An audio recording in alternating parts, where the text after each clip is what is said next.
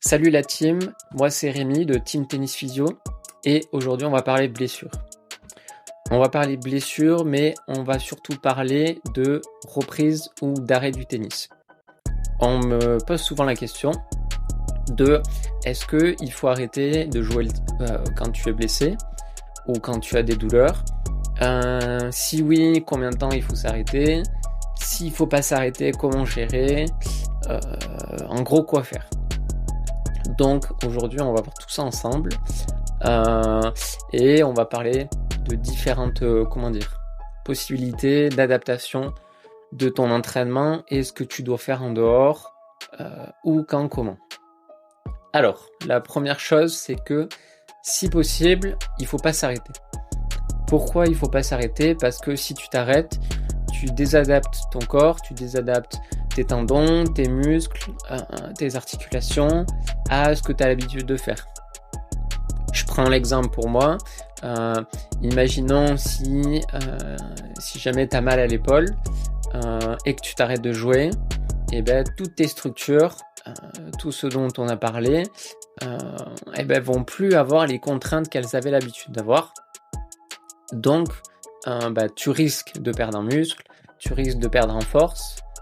Donc, ça dépend ce que tu fais en dehors, ça dépend l'intensité de ta douleur, on va dire. Ça, on y reviendra plus tard. Mais ça va être important, autant que possible, de ne pas s'arrêter.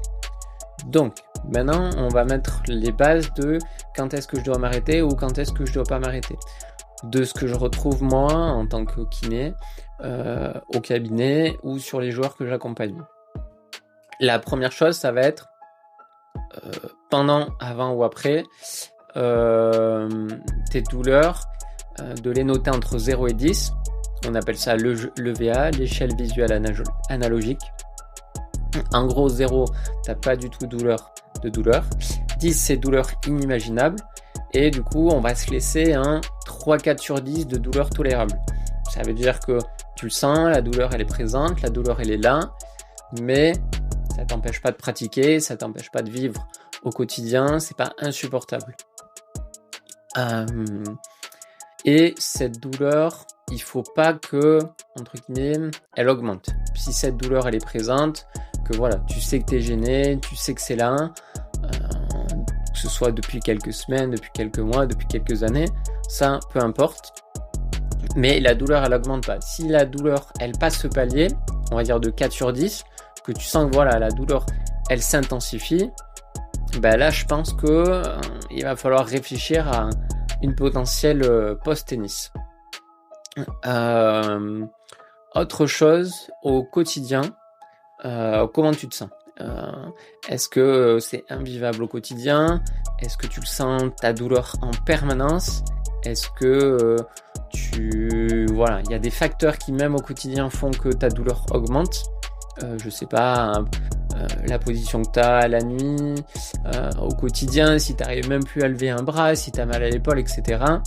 Là, je pense que voilà, tu auras sûrement plus que ce 3-4 sur 10 de douleur. Donc à mon avis, là, il faudra faire une pause.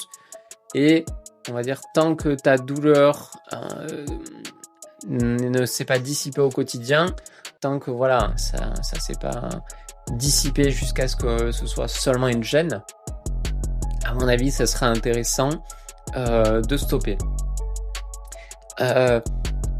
Combien de temps maintenant, si jamais tu dois t'arrêter, entre guillemets, quelle que soit la douleur, on parle d'épaule, ça peut être un coude, ça peut être un genou, ça peut être les lombaires, le dos, si jamais voilà, tu t'es fait un gros lumbago, t'as mal en permanence au quotidien.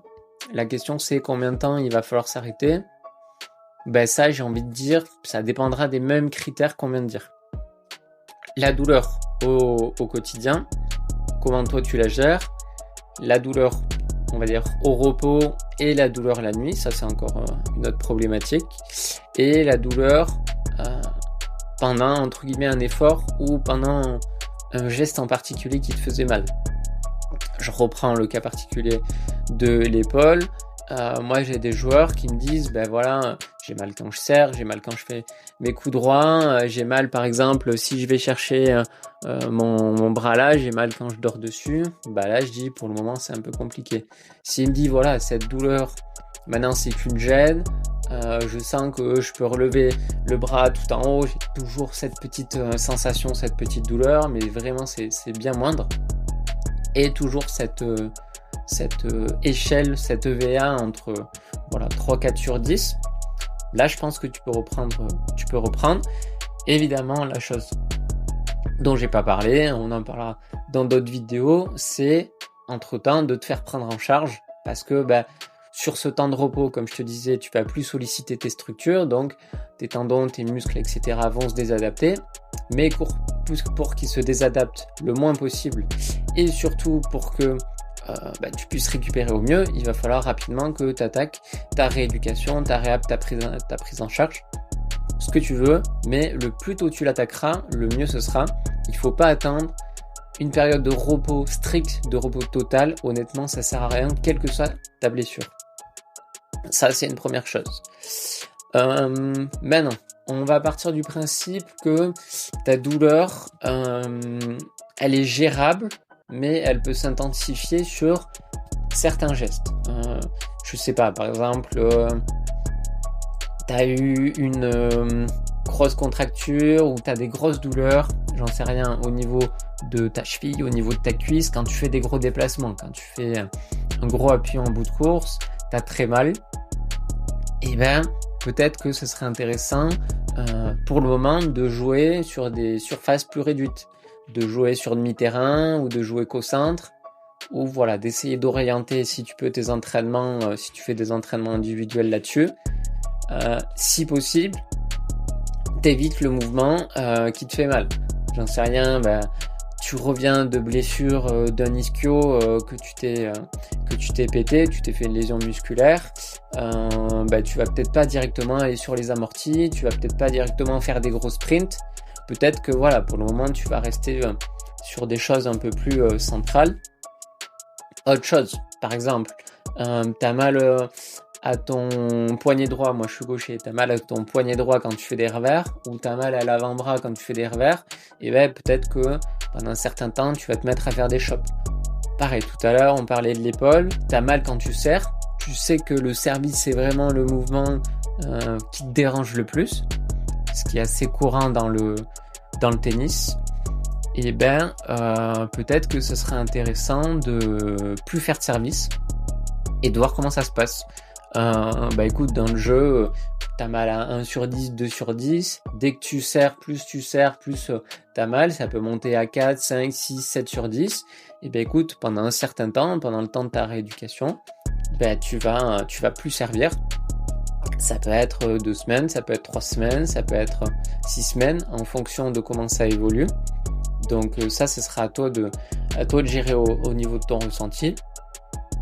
Et évidemment, même si tu n'arrêtes pas, quelle que soit ta douleur, quelle que soit ta problématique, il faudra que tu te fasses suivre et il faudra que tu te prennes en charge sur ça. Et le dernier, il y a une autre partie des gens qui ont une petite blessure qui est toujours présente, qui est à moins de 3/4/10, qui est presque de l'ordre de la gêne, mais qui est toujours présente et qui presque s'intensifie. Ils savent que c'est là, ça évolue pas, ni dans un sens ni dans l'autre. En revanche, plus ils jouent, plus c'est présent. Et peut-être que ces joueurs, je vais leur dire, écoute, si tu sens que quand tu enchaînes les matchs, si tu sens que quand tu enchaînes les entraînements, quand tu joues 3-4 fois par semaine, voire même plus, c'est là que tu as de plus en plus mal. Peut-être que pendant un certain temps, tu vas devoir jouer 1 fois par semaine ou 2 fois par semaine grand maximum pour avoir du temps de repos, parce que très souvent, ce que les joueurs me disent, un peu quelle que soit la blessure ou la pathologie, ils me disent, écoute, moi je mets 2 jours pour m'en remettre, je mets 3 jours pour m'en remettre, du coup je fais un entraînement le lundi, un entraînement le vendredi, comme ça je sais que j'ai toujours des jours de repos. Je leur dis à ce compte-là, tu restes comme ça, t'attends que la rééducation se met en place ça aille mieux, et une fois que ça va mieux, tu essayes de réintégrer un entraînement le mercredi, tu essayes de réintégrer un entraînement le samedi ou le dimanche, et le but ce sera de gérer un peu ce volume. En fait, on parle de volume d'entraînement.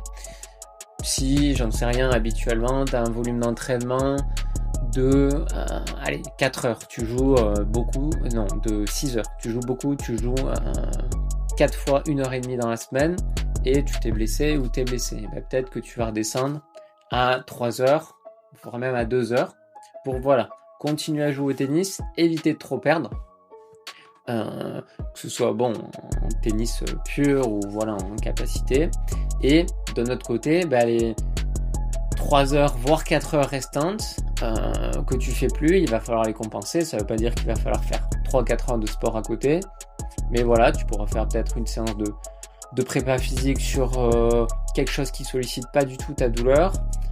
J'en sais rien, si tu t'es fait une entorse de cheville ou que tu as des douleurs de genoux, peut-être que tu peux faire une séance haut du corps, ou à l'inverse, tu as mal au poignet, tu as mal au cou, tu pourras faire une séance bas du corps. Et à côté, il faudra peut-être faire ta réhab 2 fois, voire 3 fois par semaine en fonction de ce qui est mis en place. Donc sur ça, c'est assez intéressant. Donc voilà, en résumé, pour résumer un peu tout ce qu'on a dit par rapport à la problématique de est-ce qu'il faut s'arrêter ou non sur une blessure, de prime abord, moi je te dirais non, il faut pas s'arrêter, et si tu dois t'arrêter, c'est le moins possible, et pour ça il faudra que tu sois pris en charge le plus rapidement possible. Évidemment, on n'est pas sportif de haut niveau, on n'a pas les staffs, on n'a pas accès à tous les examens médicaux, etc. qu'ont les sportifs, mais plus tu te prends en charge tôt, plus tu as de chances de guérir vite. Et il faut savoir qu'à partir de 3 mois, ta douleur, elle rentre dans la catégorie de douleur chronique. Ça veut dire que ton cerveau, il s'est habitué à ce que tu aies mal, et du coup, non pas que ce soit dans ta tête, non pas que ce soit psychologique, mais le fait que ton cerveau ait intégré cette douleur, ce sera forcément plus long à guérir.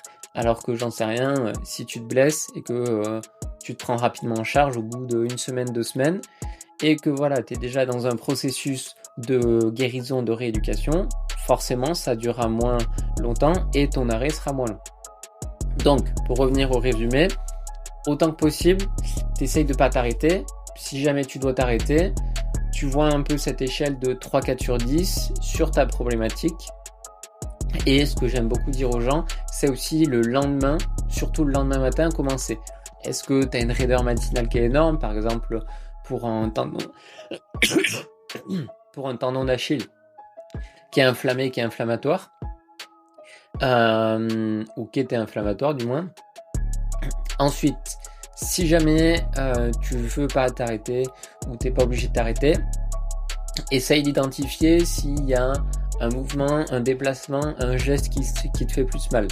Les déplacements latéraux, les déplacements avant-arrière, est-ce que le service te fait mal au niveau lombaire, au niveau de l'épaule? Essaye d'analyser tout ça.